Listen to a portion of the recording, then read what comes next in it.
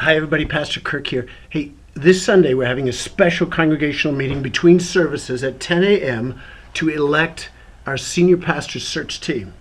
The session has published a slate of 7 nominees that they're endorsing and commending to you, and you can pick one of these. If you haven't read this yet, you could pick it up during worship at 9 o'clock in this Sunday or at the congregational meeting. We received 30 nominations during the 3 weeks that we were collecting names. Thank you, everybody, for your submissions. All of them excellent.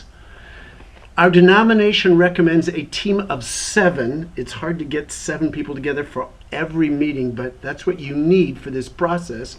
And we prayed as a session, we deliberated long to whittle down to this final list. Please show up promptly on Sunday. The meeting should be brief. Okay? Hey, we are now 1 month away from hosting the 37th General Assembly of the Evangelical Presbyterian Church, our denominational home. The whole nation, the EPC nation, is coming here.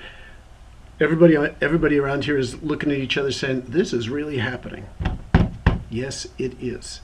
And did we mention that we have over 900, 9 times 100 volunteer tasks to fill, to have all of our hosting responsibilities covered? And we want to give our 1,000 guests, pastors, elders, missionaries who are coming here from all over the U.S., the most hospitable California experience imaginable. And true to FOPC tradition, many of you are waiting until the last minute to sign up. There are hospitality tasks, parking and traffic tasks, food service facilities, transportation, morning and evening, starting the Sunday before GA convenes, going all the way to Friday when GA finally adjourns. And you can go onto our website. I sent everybody an email yesterday, and you can sign up right now. Okay? Give your computer about 30 seconds to load the sign up page, and then scroll through the schedule. From Sunday until Friday, find a volunteer spot that suits you. It's a long list. And many folks who signed up, who have already signed up early in the GA week.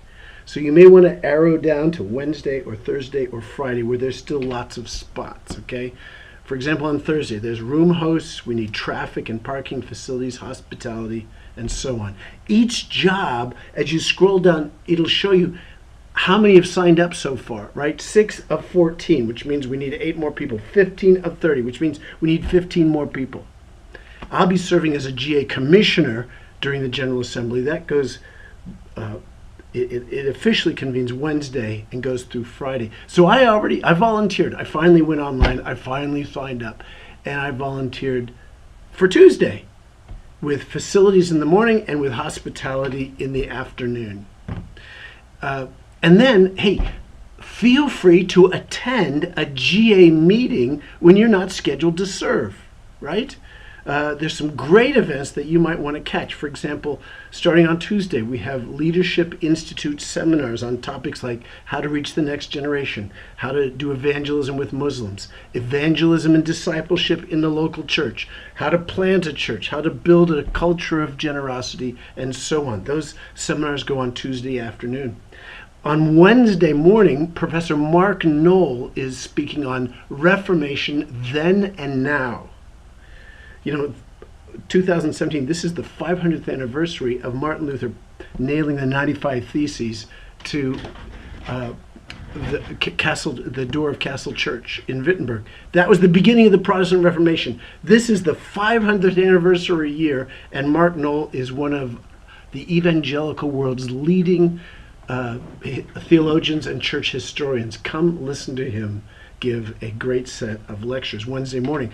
Thursday morning, David Kinnaman is speaking. He's the president of the Barna Group, which is it's the leading evangelical Gallup organization, and he's going to give some fantastic insights into changes and trends in the evangelical world. That's Thursday morning from 9 to noon.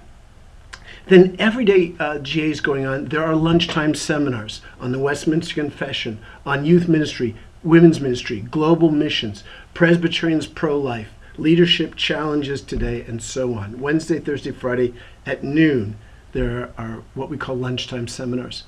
Worship opens Wednesday. I am preaching. I don't even know what I'm preaching on yet. It'll be on, yes, it will be, generation to generation, how to be a next generation church. Evening worship. On Wednesday, Howard will be leading a worship team from, he's collected from all over the city. And Shane Farmer, who's a young pastor who pastors the very big Cherry Hills Church in Denver, will be preaching. That's Wednesday night, 7:30 to 9. And then Thursday night, the evening worship, Eric Rainwater will be leading 4 Sacramento EPC church choirs, including ours. And Mike Kuhn, who is on the faculty of Arab Baptist Seminary, will be preaching Thursday night. Every evening at 9 o'clock, there's dessert. You don't want to miss that. Hey, let me just make, as I wrap up here, some pastoral comments about the senior pastor search process. That's probably going to be the most important thing that will shape the future of our church that we do this year, is choose our next pastor. As everybody knows, I announced my intention to retire at the end of our calendar year. I did that back in April. And our church leadership, okay, what we call session, has begun a thoughtful and prayerful process to choose our next senior pastor. We've engaged a Christian search firm. It's called Vanderbloemen, funny name, that was recommended by the EPC to facilitate the process. They were extremely able and professional as a resource in helping us find Josh Hall. The session has assigned to our Personnel Commission, chaired by John Akins, the task of beginning a nominating process for the search team. And the congregation was asked to suggest names. We received 30 nominations from you folks over a 3-week period. And then the session voted to endorse and recommend this 7-member slate, which we published just 2 weeks ago with pictures and profiles. You know, our EPC constitution gives the congregation, you, the members of this church, you have the authority to elect the search team, both the members and the size of the team. And that's the purpose of next Sunday's meeting. If there are additional nominations that come from the floor, our church has a standing rule that the election must then be postponed 2 more weeks. We need time to for the full ballot to be published and considered. And then the election would be by written ballot distributed to church members only. And that would be in early June. Let me just say, as your senior pastor, with the future success of Fair Oaks Press as my heart's deep desire, as I look at the session recommended slate of nominees here, I believe this is an excellent team.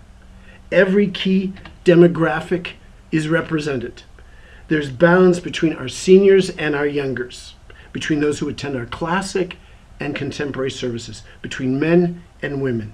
Now, okay, the team does skew older, which reflects the fact that our membership tends to be older. A lot of our younger folks have not become members yet, as easy as we've made it. And we've got to nudge and push them a little bit on that. But our membership tends to be older, and this team skews older. And yet, I got to tell you, everyone on this team understands and is committed to finding a next generation pastor. He's going to look much younger than most of us and younger than me. And he or she will be able to preach to and pastor our whole congregation. That's the person they have to find. And that pastor will perfectly fit our church. We're a Bible church. We're a missions church. We're a Great Commission church. We're a multi-generational family church. And we're a Presbyterian church. And this team understands those core values and also understands the future that we need to move into. 3 of these folks have 3 generations of their family here at FOPC. Tal Jones, Bob Quadro, Chrissy Johnson. 4 of these on the team have kids who are actively involved in our church. Each of these team members has been active as a member or leader in our church for 20 years or more. This is a great team, and I urge our congregation to elect them to this hugely important task. Once elected, the team's going to pray, it's going to deliberate, it's going to listen to you, congregation, as you express your vision and hopes for the next pastor. Then they're going to work with our search firm to create a church profile and a candidate profile, which is going to be posted on a nationwide pastor search database. They're going to receive probably several hundred applications for the job of senior pastor. And Vanderbloemen will filter those applications according to the criteria given them by our search team, okay? Very likely the team will begin interviewing the lead prospects before the end of summer. And by October, they may have a candidate to present to the congregation. Wow, that's the process. And of course, we want to be very much in prayer that the Lord will give spirit-filled discernment to the entire team and the entire process. Well, that's all for now. I love you, church. I'm off to Fresno. I'm dressed for travel with several of our elders for our May Presbytery meeting, but I'll be back for Sunday, and I'll see you in church.